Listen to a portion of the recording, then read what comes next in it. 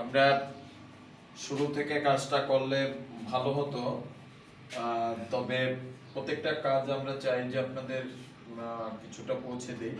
তাই আসলে ভিডিও যে করবে, এখন যে ভিডিও করছে আমার শিক্ষার্থী করছে, তার মানে কাজ সে লেটে পড়ে যাবে অন্যের চেয়ে। তার একটু কাজ দেখান, সবার কাজ একটু দেখান। ম্যান খুব ছোট ছোট হয়ে যাচ্ছে আমাদের ছোট বাবু। বাবু শোনা কই দেখি, সুন্দর দেখি দেখান, ওদিক সবারটা দেখান। এটা সৌরভের যে ক্যামেরায় আছে।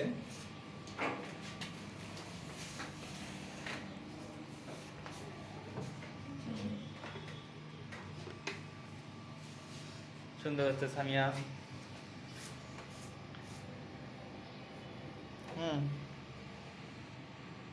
এদিকে ওই সিটি চুপচাপ কেন? হ্যাঁ, এটা কিন্তু লাস্টে না, একটা ভালো লাগছে, মানে ছবিগুলো একে ভালো লাগছে। মানে যখন আমরা পহেলা বৈশাখও ফেস করব, তখন কি আমরা বিভিন্ন ভাবে আমরা ফতুয়ায় বা আমরা ছোট ভাই বোনের আমরা যদি একটা ফতুয়ায় করে দিই বা একটা বৈশাখী ডিজাইন করি, তখন আমি এই সব বিষয় গিয়ে সেট করলেই আমার সুন্দর করে একটা বৈশাখের ডিজাইন আমি করতে পারবো। এখন আসি যে এখানে একটা চতুর্ভুজের মতো আছে, তা ভাবলাম যে আপনাদের কাছে আমরা ভিডিওটা পৌঁছে দিই। কি হবে সৌরভ? জি স্যার।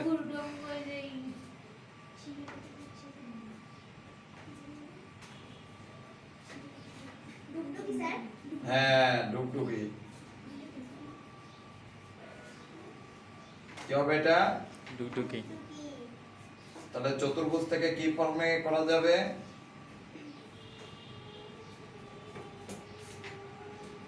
চতুর্ভুজ ছিল, এখন আমরা এই জায়গাটা মুছে দেবো, তাই না? হ্যাঁ,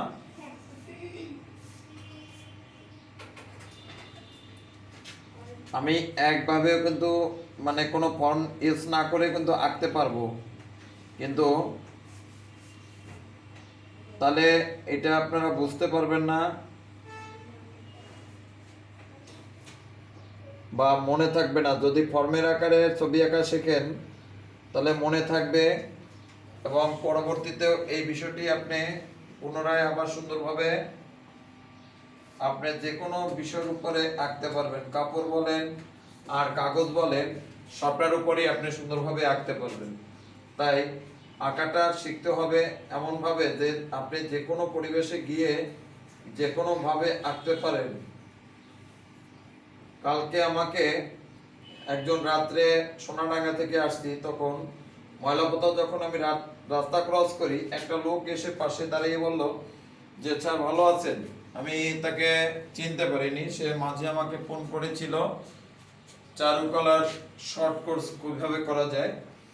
তো আমি তখন তাকে বললাম আপনাকে তো ঠিক চিনতে পারলাম না। তখন আমাকে বলল যে আপনার সাথে স্যার আমার এই কিছুদিন আগে কথা হয়েছিল। বলছি ফোনে? তা বললো হ্যাঁ। তো উনি আমাকে বললো যে উনি চারুকলার শর্ট কোর্সে ভর্তি হয়েছে। তা বললো যে আমি একদিনও ক্লাস করতে হবে না, আমার সার্টিফিকেট দিয়ে দেবে। তা বলছি যে বাহ, সুন্দর। এরকম যদি সিস্টেম থাকে তাহলে কে মানুষ পড়াশোনা করে। তো 1 বছরের শর্ট কোর্স, আমি বললাম যে 1 বছরে আমিও চালাতে পারতাম, বাট আমিও এই অনুমোদনটা আমি বোর্ড থেকে নিয়ে আসতে পারতাম। আমাকে আনার জন্য বহুত অপারও করেছে, এবং বহুত বিজ্ঞ লোকেরাও, বহু শিল্পীরা আমাকে সহযোগিতা করবে, বড় বড় শিল্পীরা, তারাও আমাকে বলেছে যে মিলন বাবু আপনি খুলনা এটা চালু করেন। আমি কখনোই এটা রাজি না, কারণ 1 বছরের মধ্যে একজন মানুষকে শিল্প চর্চার আর বান্ডিংসে তাকে নিয়ে আসা সম্ভব না।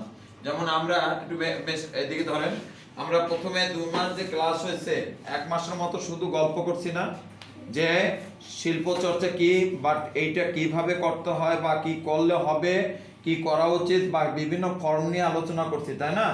এখন এখানে 1 বছরের মধ্যে একজন শিল্পী তৈরি করে তাকে কখনোই টিচারের স্বীকৃতি দেওয়াটা সম্ভব না। আপনারা দেখছেন যে আমাদের শিক্ষার্থীদের এখানে কিভাবে ক্লাস করানো হয় এবং আমরা কিভাবে এটি পরিচালনা করি।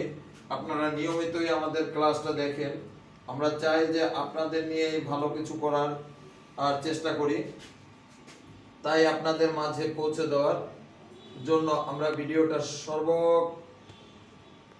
সার্বক্ষণিক সময় আমরা চেষ্টা করি যে আমরা যে ভিডিওটা যে ধরনের কাজ করি না কেন, ফুল ভিডিও না পাঠালেও আমরা কিছুটা অংশ অবশ্যই পাঠানোর চেষ্টা করি।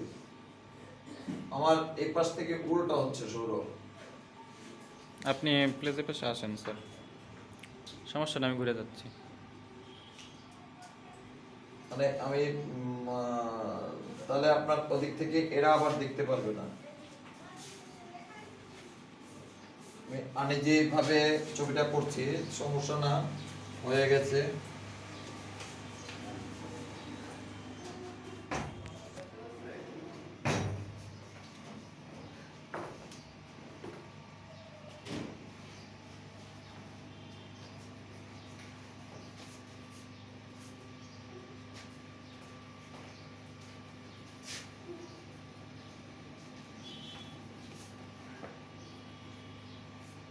আর যদি করোনা না আসে এমনটাই প্রত্যাশা করি, কারণ 2020 সালে শুরু করেছিলাম চারুকলা ভর্তি কোচিং।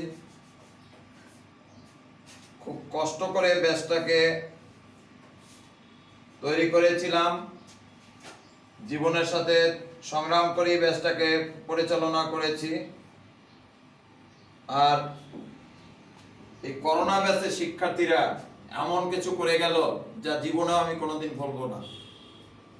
তাই করোনা আমাকে অনেক কিছু হয়তোবা বাঁচিয়ে রেখে গেছে, কিন্তু আমার করোনা ব্যাচের শিক্ষার্থীরা যে ধরনের আচরণ করছে, আমি 2010 সাল থেকে যত ব্যাচ পরিচালনা করছি তার ভিতরে সবচেয়ে স্মৃতিময় ব্যাচ হচ্ছে করোনা ব্যাচ। তা করোনা ব্যাচ যে কয়জন স্টুডেন্ট এখান থেকে চান্স পাইছে সবাই টাকায় বিক্রি হয়ে গেছে। খুবই লজ্জাজনিত ব্যাপার, খুবই কষ্টকর ব্যাপার। এদের অভিভাবক কারা এটাই আমার খুব দেখতে ইচ্ছা করে, জানতে ইচ্ছা করে যে কোন পরিবারের সন্তান তারা। ব্যাচ করছে সারা বছর। এখানে করোনার সময় আমরা কত রিস্ক নিয়ে আমরা ক্লাস করাইছি, দরজা আটকে রেখে বাইরে দিয়ে তালা দিয়ে, ভাবছে যে ভিতরে ক্লাস হয় না, এরকম ভাবে আমরা ক্লাস করানো হয়েছে, ঝুঁকি নিয়ে ক্লাস করানো হয়েছে। কিন্তু ঠিক এর লাভ টু অন্যান্য প্রতিষ্ঠান আজকে সুনাম অর্জন করতেছে। আমাদের ব্যাচ থেকে তারা পড়ে তারা বাইরে ছবি দিয়ে একটা ল্যাপটপ বা একটা মোবাইলের বিনিময়ে তারা নিজেকে বিক্রি করে দিয়েছে। এরা কি করে শিল্পী হবে ভবিষ্যতে, এটাই আমার চিন্তা। যে শিল্পী হতে গেলে তার শিল্পত্ব বোধ থাকতে হবে, তার ভিতরে নীতি নৈতিকতা থাকতে হবে। শিল্পী হওয়া তো সহজ কাজ নয় আমার দৃষ্টি থেকে। তো যারা এ ধরনের কাজ করছে আমি মনে করি তারা বিশ্ববিদ্যালয়ে পড়ার যোগ্যতা তারা অর্জন করেছে, কিন্তু তারা বিশ্ববিদ্যালয় সম্মানকে নষ্ট করেছে। যারা একজনের কাছে পড়াশোনা করে অন্য আরেকজনের কাছে টাকা বা মোবাইল কোনো কিছুর বিনিময়ে নিজেকে বিক্রি করে দেওয়া, এটা একজন বিশ্ববিদ্যালয়ের স্টুডেন্টের কাছ থেকে সুন্দর দৃষ্টিতে এটি আসে না, কখনোই আসে না। এটি আমি নিন্দা জানাই। আমি আপনাদের কাছে আমাদের প্রত্যেকটা ভিডিও তুলে ধরার চেষ্টা করি। রাগ ক্ষোভের কথা কিছুটা বললাম, কারণ আপনারা জানেন আমাদের ভিডিওগুলো টোটাল দেখেন। আমার কাছে বহুত ফোন দেন আপনারা, ধন্যবাদ আপনাদের।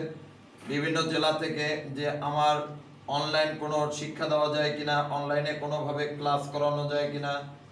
আমি সবসময় বলি যে অনলাইনে আর্ট শেখানো সম্ভব না,